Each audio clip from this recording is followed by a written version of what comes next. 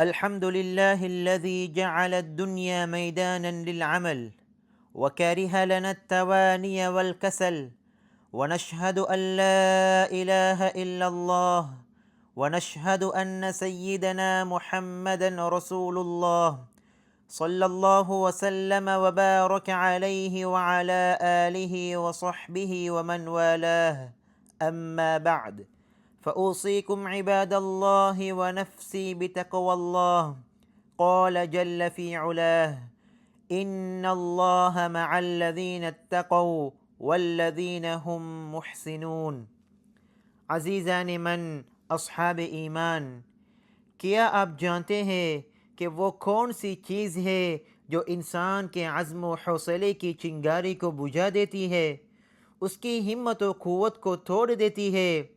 تو سنیے، یہ سستی اور کاہلی کا مرض ہے جو نفوس کو رب رحمان کی اطاعت سے روک دیتا ہے، قوموں میں ان کی نسلوں سے جد و جہد کا جذبہ چھین لیتا ہے، ان کی ترقی اور خوشحالی کے آڑے آ جاتا ہے۔ جی ہاں، وہ سستی ہی ہے جو ناکامی کا تیز ترین راستہ ہے، اور جو شخص لمبا عرصے سستی اور کاہلی کا شکار رہے، اس کی امیدیں دم توڑ جاتی ہے۔ میرے بھائیوں، سستی کے پرخطر ہونے، اس کے شدید نقصان دہ ہونے اور اس کے برے نتائج کے اظہار کے لیے جناب نبی کریم صاحب خلق عظیم صلی اللہ علیہ وسلم نے ہمیں سستی سے اللہ کی پناہ میں آنے کا طریقہ سکھایا ہے۔ چنانچہ آپ صلی اللہ علیہ وسلم کے صبح اور شام کے اذکار میں یہ دعا مذکور ملتی ہے: اللہم انی اعوذ بک من العجز والکسل۔ اے اللہ، میں عاجزی اور کاہلی سے تیری پناہ مانگتا ہوں۔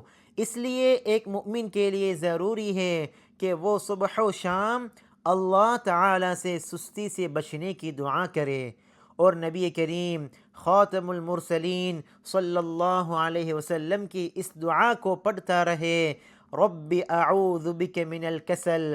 اے رب، میں سستی سے تیری پناہ چاہتا ہوں۔ اور کسی بندے بشر کی شایان شان نہیں کہ وہ سستی کا بہانہ تراش کر کام کاج چھوڑ بیٹھے۔ ابن عباس رضی اللہ عنہما اس بات کو سخت ناپسند فرمایا کرتے تھے کہ کوئی شخص یہ کہے کہ انی کسلان، میں تو سست آدمی ہوں۔ اللہ کے نیک بندو، اسلام ایسا دین ہے جو کام کاج کو پسند کرتا ہے، سستی اور کاہلی کو سخت ناپسند کرتا ہے۔ اللہ تعالی نے تو اپنے انبیاء کرام علیہم السلام کو بھی عمل کا حکم فرمایا۔ ارشاد باری تعالی ہے: یا ایہا الرسل کلوا من الطیبات واعملوا صالحا انی بما تعملون علیم۔ اے پیغمبرو، پاکیزہ چیزوں میں سے جو چاہو کھاؤ اور نیک عمل کرو، یقین رکھو کہ جو کچھ تم کرتے ہو مجھے اس کا پورا پورا علم ہے۔ اور نبی کریم صلی اللہ علیہ وسلم نے بلا اختیار اسباب کے توکل اور سستی سے منع فرمایا ہے۔ آپ صلی اللہ علیہ وسلم کا ارشاد ہے: اعملوا ولا تتکلوا۔ اعمال انجام دیتے رہو اور محض تقدیر پر بھروسہ کیے ہاتھ پر ہاتھ درے بیٹھے نہ رہو۔ اور حضرت عمر فاروق رضی اللہ عنہ نے کچھ لوگوں کو مسجد میں بیٹھے دیکھا تو ان سے پوچھا کہ آپ لوگ کون ہیں؟ تو انہوں نے کہا: ہم توکل کرنے والے ہیں۔ تو عمر فاروق رضی اللہ عنہ نے سختی سے انہیں ڈانٹا اور فرمایا: لا يقعد احدكم عن طلب الرزق ويقول اللهم ارزقني وقد علم ان السماء لا تمطر ذهبا ولا فضة۔ کوئی شخص رزق کی تلاش چھوڑ کر یہ نہ کہے کہ اے اللہ مجھے رزق دے، حالانکہ وہ جانتا ہے کہ آسمان سے نہ سونا برستا ہے نہ چاندی۔ تو میرے بھائیوں، اللہ کے بندو، سستی سے بچیے اور اس کے اسباب سے دور رہیے، اور اس کے در آنے کے راستے اور دروازے بند کر دیجیے۔ اسی طرح سست اور کاہل افراد کی صحبت اختیار کرنے سے بھی بچیے، کیونکہ جو ان کی صحبت میں رہتا ہے وہ خود بھی غفلت کا شکار ہو جاتا ہے۔ اور کسی شاعر نے کیا خوب کہا ہے، لا تصحب الکسلان فی حالاته کم صالح بفساد آخر یفسد۔ کاہل شخص کی صحبت اختیار نہ کرو، نہ جانے کتنے ہی رجال کار کسی دوسرے کے فساد کا شکار ہو کر خود برباد ہو گئے۔ میرے بھائیوں، ممتاز اور باصلاحیت لوگوں کے ساتھ رہیے، کیونکہ وہ کامیابی کا راستہ جانتے ہیں، آپ کا ہاتھ تھامے آپ کو کامیابی اور فلاح کے راستے پر ڈالتے ہیں۔ نبی کریم صلی اللہ علیہ وسلم کا ارشاد ہے، الرجل علی دین خلیلہ فلینظر احدکم من یخالل۔ آدمی اپنے دوست کے دین پر ہوتا ہے، لہٰذا تم میں سے ہر شخص کو یہ دیکھنا چاہیے کہ وہ کس سے دوستی کر رہا ہے۔ یا ایہا الذین آمنوا اطیعوا اللہ واطیعوا الرسول واولی الامر منکم، اقول قولی ھذا واستغفر اللہ لی ولکم فاستغفروہ۔ الحمد للہ وحدہ والصلاة والسلام علی من لا نبی بعدہ، اما بعد۔ عزیزان محترم اصحاب ایمان، ہمارا دین حنیف ہر چیز میں قوت و نشاط کے اظہار کو پسند کرتا ہے، جبکہ کسی بھی چیز میں سستی اور کاہلی کو ناپسند فرماتا ہے۔ چنانچہ حضرت عمر فاروق رضی اللہ عنہ نے ایک شخص کو عبادت گزاری کا ایسے اظہار کرتے ہوئے دیکھا گویا کہ وہ بے جان ہو اور کاہلی کے سبب ڈول رہا ہو، تو عمر فاروق رضی اللہ عنہ نے اسے سختی سے ڈانٹا اور فرمایا، لا تمت علینا دیننا، ہمارے دین کو مردہ بنا کر پیش نہ کرو۔ اور سستی کے سب سے خطرناک صورت یہ ہے کہ انسان رب تعالیٰ کی ندا سنے مگر سستی کا شکار ہو کر نماز میں شریک نہ ہو۔ البتہ جس نے نماز کو ادا کیا اس کے بارے میں حدیث شریف میں آتا ہے کہ اصبح نشیطا طیب النفس والا اصبح خبیث النفس کسلان۔ وہ اس حال میں صبح کرتا ہے کہ خوش مزاج خوش دل رہتا ہے، ورنہ بد مزاج سست رہ کر وہ دن گزارتا ہے۔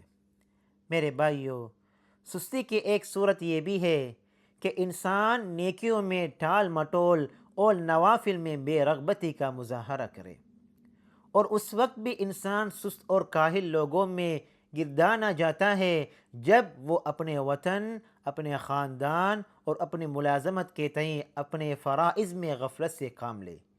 نبی کریم صلی اللہ علیہ وسلم کا فرمان ہے، احرص علی ما ینفعک واستعن باللہ ولا تعجز۔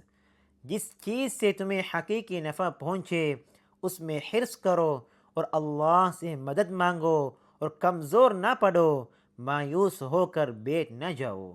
تو اے عباد الرحمن، اپنے اوقات کی قدردانی کرے، کیونکہ عمر گنی چنی ہے، وقت بہت محدود ہے، اور قیمتی مواقع بادلوں کی طرح گزر جاتے ہیں۔ ان سے وہی فائدہ اٹھا سکتا ہے جو اپنے اوپر سے سستی اور کاہلی کی گرد جھاڑ دے، اور اپنے آج کو اپنے مستقبل کی ترقی کا زینہ اور اپنی رفعت و بلندی کی راہ بنائے، اس یقین کے ساتھ کہ جو محنت کرتا ہے وہ اپنی مراد پا جاتا ہے۔ ھذا وصلی اللہم وسلم علی سیدنا ونبینا محمد خاتم المرسلین وعلى آلہ وصحبہ والتابعین، وارض اللہم عن ابی بکر وعمر وعثمان وعلی وعن سائر الصحابة الأكرمين۔ اللهم إنا نعوذ بك من العجز والكسل والفتور عن العمل، اللهم يا سميع الدعاء ويا مجيب الرجاء ارزقنا توفيقا وتسديدا وأعمالا صالحة وأرزاقا واسعة وقلوبا شاكرة وألسنة ذاكرة، اللهم اجعلنا بك مؤمنين ولك عابدين وإليك منيبين، ولأسباب الكسل والتواني مجتنبين، وبوالدينا بارين، وارحمهم كما ربونا صغارا يا أرحم الراحمين۔ اللهم احفظ دولة الإمارات بحفظك، وتولها برعايتك، وحطها بعنايتك يا رب العالمين. اللهم احفظ بحفظك الشيخ محمد بن زايد رئيس الدولة، وأدم عليه لباس السداد والحكمة، ووفقه ونوابه وإخوانه حكام الإمارات وولي عهده الأمين لما تحبه وترضاه. اللهم ارحم الشيخ زايد والشيخ راشد وسائر شيوخ الإمارات الذين انتقلوا إلى رحمتك، وأدخلهم بفضلك فسيح جناتك، واشمل شهداء الوطن برحمتك وغفرانك. اللهم ارحم المسلمين والمسلمات الأحياء منهم والأموات. اللهم لك الحمد على ما تفضلت به من غيثك، وبسطته من خيرك، ونشرته من رحمتك. اللهم زدنا من الغيث، واجعلها سقيا رحمة عامة نافعة غير ضارة، غيثا مغيثا هنيئا مريئا، تحيي به البلاد وترحم به العباد. عباد الله، اذكروا الله العظيم الجليل يذكركم، واشكروه على نعمه يزدكم، وأقم الصلاة.